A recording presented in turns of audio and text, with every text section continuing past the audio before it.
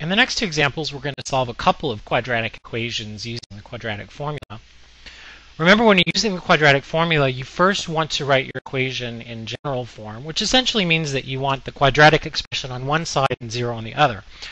So in this case, I have 3x squared equals 8x minus 10. I want 0 on one side. So here's what I'm going to do. I'm going to subtract 8x from both sides and add 10 to both sides.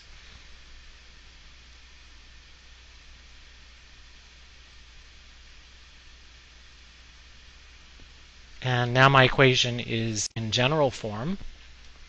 Remember, the quadratic formula is this: x equals negative b plus or minus the square root of b squared minus 4ac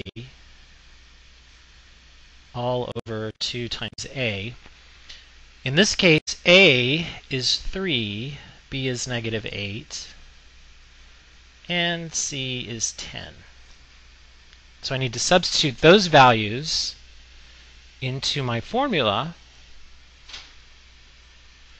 Okay, Kitty's being bad. Let me pause for just a second. Okay, we sorted Kitty out. So we've got x equals negative 8 plus or minus the square root of negative 8 quantity squared minus 4 times a is 3 times c, which is 10. Extend that. All over 2 times a, which is 3. And now it's just a matter of cleaning this up.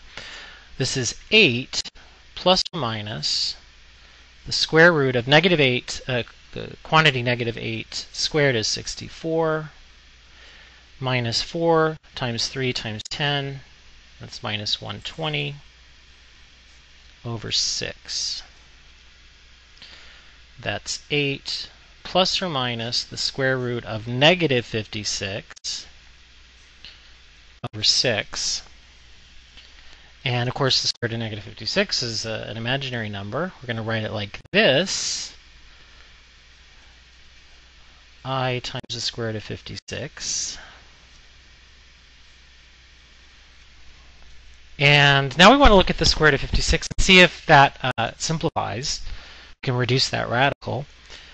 56, I know, is 2 times 28, and 28 is 4 times 7. And here's, look at this, we've got a perfect square factor right there. So let's rewrite this as 4 times 14. 14 has no perfect square factor other than 1. So we're good. If we rewrite 56 as 4 times 14,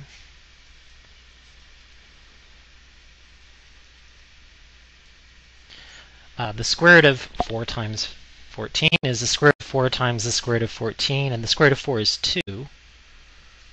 So that's 2i. The square root of 14 stays underneath the radical, or the 14 stays underneath the square root. And now I want to simplify this.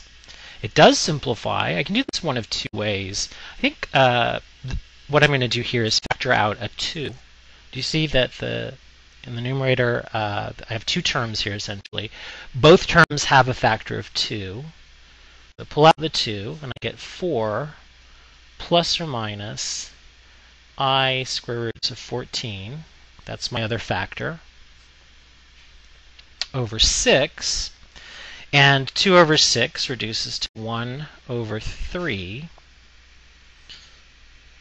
So 4 plus or minus I square roots of 14 over 3. Remember, you can separate these.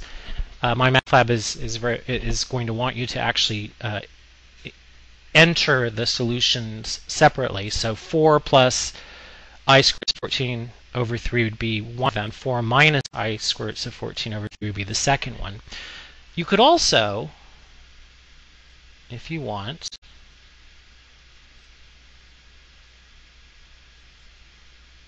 write your solution like this. Either one is acceptable. And like I said, when you're entering into MyMathLab, enter each solution. As I said, there are two of them. Enter each one individually.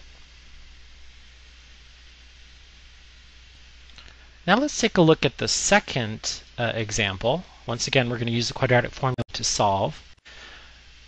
12x plus 9 plus 4x would equal 0. What I want to do is write this in general form.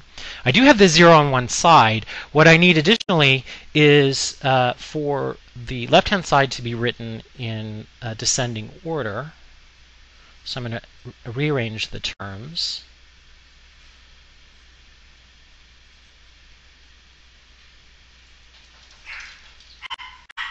Uh-oh, somebody's at the door. In this case, A is 4, B is 12, and C is 9. And here again is the quadratic formula.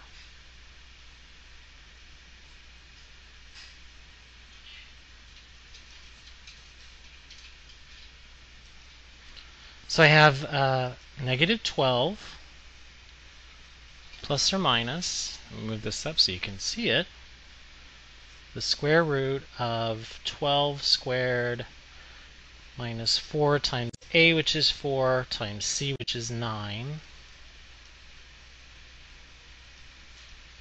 all over 2 times 4.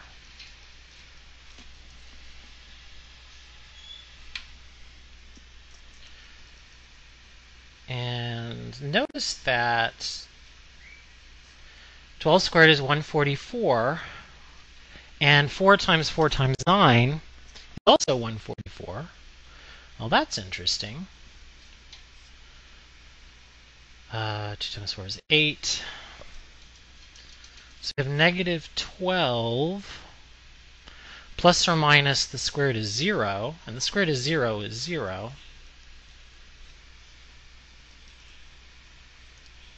over 8, so negative 12 eighths, which of course reduces to